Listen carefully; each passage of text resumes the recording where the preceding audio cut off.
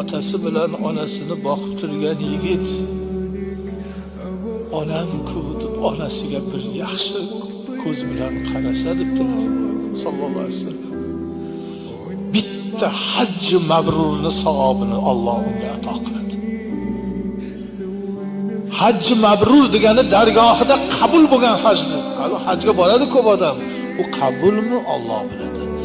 Onasini, otasini boqib turgan yo bittalarini shu malol omiy xizmatini oyijonim deb shu mani onam deb tikilib qarashib bitta hajj savobini oladi debdilar. Sahobalar aytdi, 100 marta qarasa shu bir kunda 100 ta hajj mabrur savob bordilar.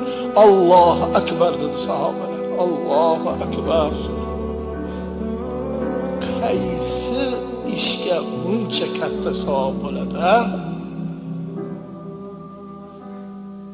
O'zingizni onangizga mehr ko'zi bilan qarasangiz,